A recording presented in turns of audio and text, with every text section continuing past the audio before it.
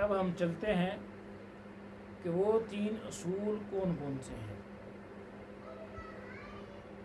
اس میں سب سے پہلا اصول تھا اللہ تعالیٰ کی معرفت حاصل کرنا۔ اگر آپ سے کوئی یہ سوال کرتا ہے کہ یہ 3 اصول کیا ہیں جن کی معرفت حاصل کرنا ہر انسان پر واجب و ضروری ہے، تو آپ اس کو کیا جواب دیں گے؟ کہ پہلا کہ بندے کا اپنے رب کی معرفت حاصل کرنا، کہ میرا رب کون ہے، اس نے مجھے پیدا کیوں کیا ہے، میں اس کو کس طرح پہچانتا ہوں، اس کی دلیل کیا ہے، نقلی دلیل کیا ہے، عقلی دلیل کیا ہے، کیا کوئی اور بھی رب ہو سکتا ہے یا نہیں ہے تو وہ کیوں نہیں ہے۔ اپنے رب کی معرفت حاصل کرنا پہلا اصول ہے۔ دوسرا اپنے دین کی معرفت حاصل کرنا، کہ میں جس ملت کے اوپر، جس دین کے اوپر، جس منہج کے اوپر، جس راستے طریق کے اوپر ہوں، وہ راستہ کہاں جا رہا ہے، وہ کون سا راستہ ہے، آیا وہ تمام انبیاء کرام علیہ السلام کا راستہ ہے یا میں کہیں اور کسی راستے پہ تو نہیں ہوں، یا میرا جو دین ہے وہ دین کون سا ہے۔ دنیا میں تو بہت سارے لوگ دعوے دار ہیں، عیسائی بھی دعوے دار ہیں، یہود بھی دعوے دار ہیں، ہندو بھی دعوے دار ہیں، سکھ بھی دعوے دار ہیں، بہت سے ادیان ہیں دنیا کے اندر، اور میں نے دین اسلام کو اپنایا ہے۔ تو کیوں اپنایا ہے؟ آیا یہ حقیقی اللہ کی طرف سے نازل شدہ آخری دین ہے؟ تو اس کے دلائل کیا ہیں مجھے پتہ ہونا چاہیے۔ تو تیسری اپنے نبی حضرت محمد صلی اللہ علیہ وسلم کی معرفت حاصل کرنا، کہ میں نے اپنا نبی اور رسول، آخری رسول، خاتم النبیین، ان کو ماننا ہے، کیوں ماننا ہے، اس کی دلیل کیا ہے،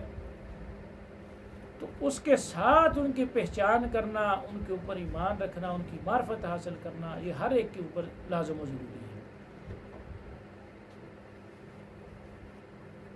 تو ہم سے اگر کوئی پوچھتا ہے کہ آپ کا رب کون ہے، تو ہم مختصراً یہ جواب دیتے ہیں، ہمارا رب اللہ ہے، جس نے اپنے فضل و کرم سے میری اور تمام جہانوں کی پرورش کی، وہی میرا معبود ہے،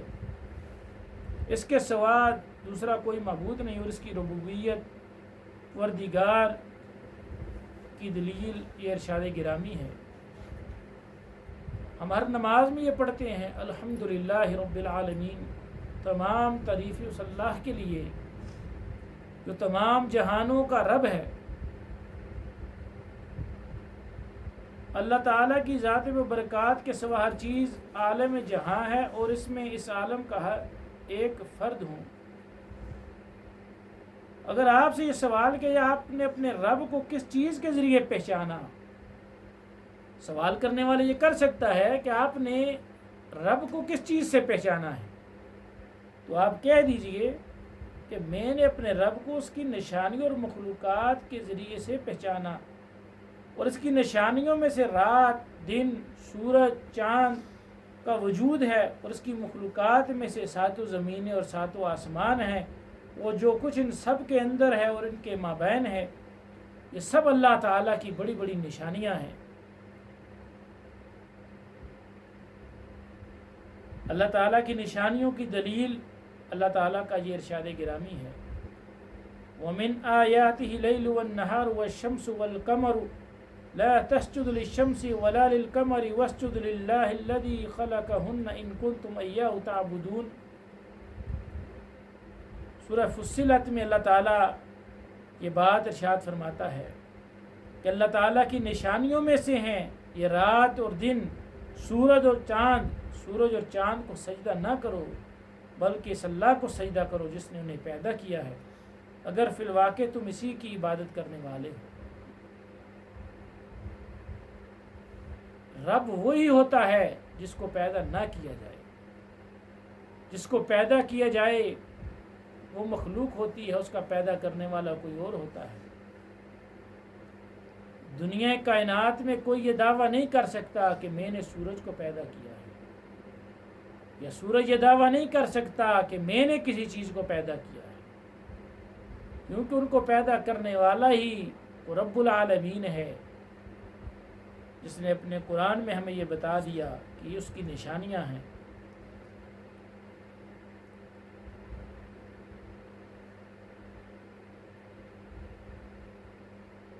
در حقیقت تمہارا رب اللہ ہی ہے جس نے آسمان اور زمین کو 6 دنوں میں پیدا کیا اور پھر اپنے عرش بری پر مستوی ہوا، جو رات کو دن پر ڈھانپ دیتا ہے اور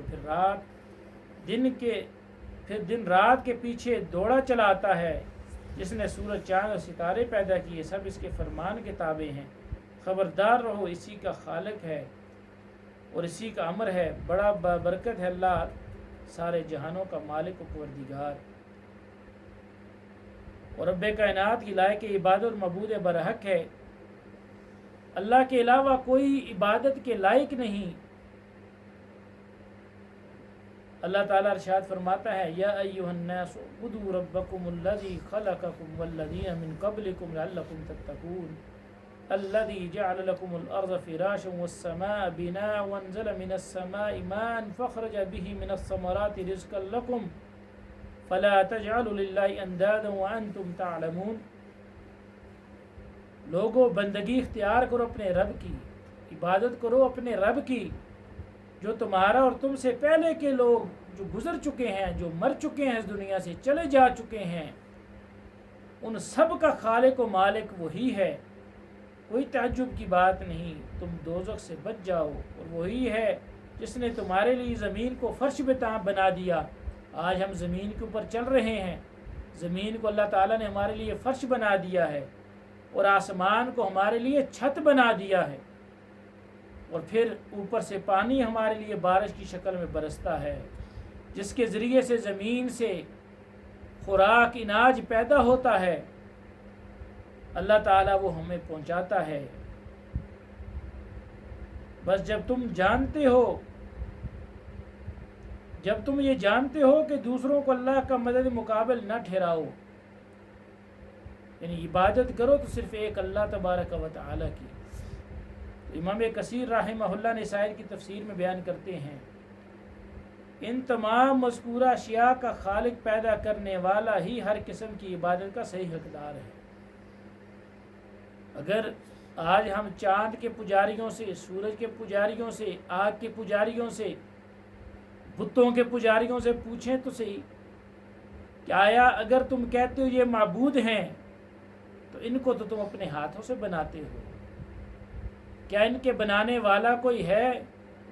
تو ان کے پاس جواب یقیناً نفی میں ہوتا ہے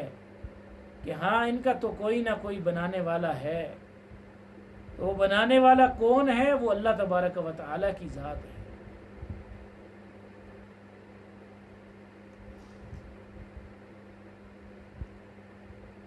اقسام عبادت میں ہم دیکھیں، اللہ تعالیٰ نے جو انواع و اقسام کی عبادت کو بجا لانے کا حکم دیا ہے،